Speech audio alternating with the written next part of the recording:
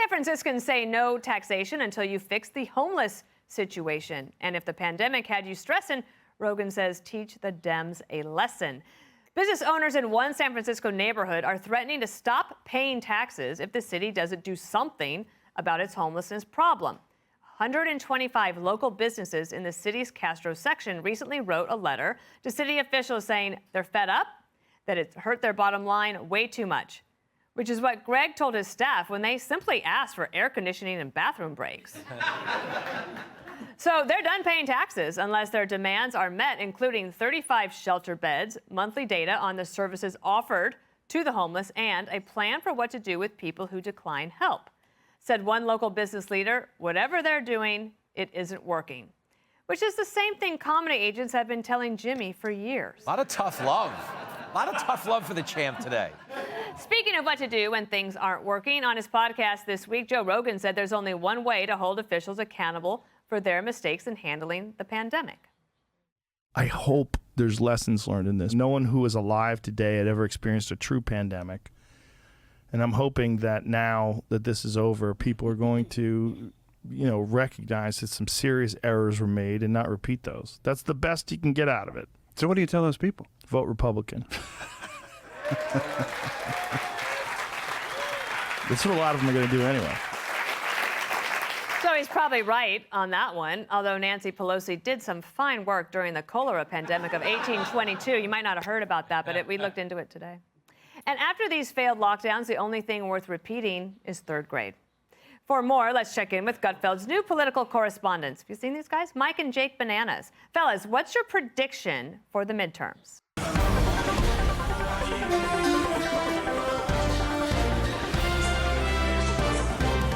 Really looking forward to those guys filling in on the 5. That'll be fun. And Jimmy, on the San Francisco story, a short, wise man named Greg once said, "This is what happens when you get one-party towns. Without loyal opposition, you get revolt, like not paying your taxes." Well, that's what happened is they were rooting for their party instead of their quality of life. Like, that's what's gone on in New York. New York and San Francisco are the world's 2 biggest outdoor restrooms. That's not a good thing.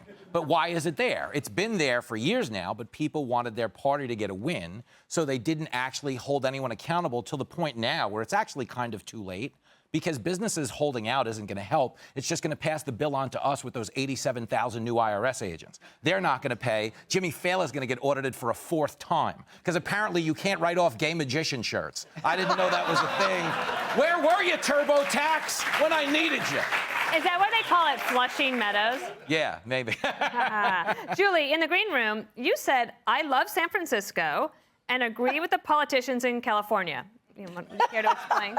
I love this idea. I want a rebate for every homeless, stoned person in the city exhaling their secondhand smoke in my face. I could actually save a buck or two. The politicians in San Francisco, though, I think they're stoned.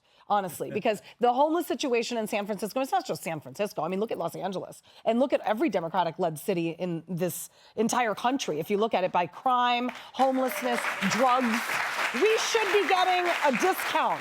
I want a discount. And I don't mean the 5-finger discount I used to take advantage of when I was 15. But, like some kind of rebate. Something, or how about competence? That would be good nice. For your investment. Yeah. Jerry, so then from the business perspective, how does the scourge of homelessness affect your small business owners and these 125 businesses in Castro district? These poor folks, I read their comments, they're taking poo off of the sidewalk in front of their building. That's from human beings, not from dogs. They're moving the homeless away from their doorstep. Look, here's what's going to happen, and we've seen it here in New York City. People get frustrated, they can't make money, they don't like their lives, they leave. They will leave the Castro district because they can't make money there. It's a simple thing, and the city fathers should do everything they can to support these small businesses, not to stand in their way. So, Joey, what solution would you suggest to resolve the issue? Do you have one? I think the real estate market over at Alcatraz is probably pretty big right now, right? Like, you get an island of your own, like you got spacious, there's not a lot of bums can get there. Listen, at the end of the day, you get what you ask for. You get what you vote for. You get what you've advocated for. And if you don't like it, that might be time to do some soul searching and say, okay, well, maybe this wasn't the way. I'm a big Edgar Allan Poe fan. Jimmy's more of a David Allan Coe fan. So we're calling him Little Jimmy Dickens tonight. He's got a short story or a poem talks about the pit and the pendulum, and the idea that a pendulum swings both ways. And that pendulum has been pulled so far left in places like San Francisco, it's gonna cut loose, it's gonna swing back, and people are gonna push back against it. It's just what will be left of the city by that time. What will be left of this country by the time that some of these cities figure it out? That's what, we talked on the 5 yesterday about what I call, or we talked on your show this morning actually, about what I call the quiet crime crisis of cities that aren't named San Francisco, Los Angeles, Chicago, and New York. These problems are happening everywhere. Not every city out there has the opportunity to get the attention that these do. And so San Francisco, for now, is taking up space on the headlines because it used to be a beautiful city, and now it's a beautiful mess. Denver's another one that I'm familiar with.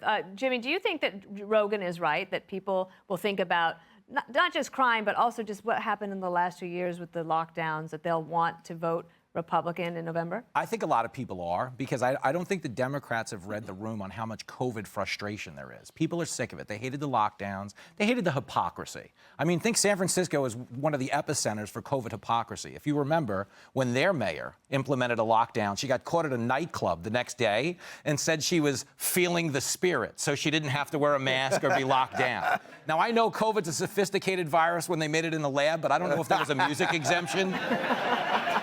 I don't know. It's really weird. I haven't been to Beijing in a while, but I don't remember the disco scene as being very big over there. You know what I mean?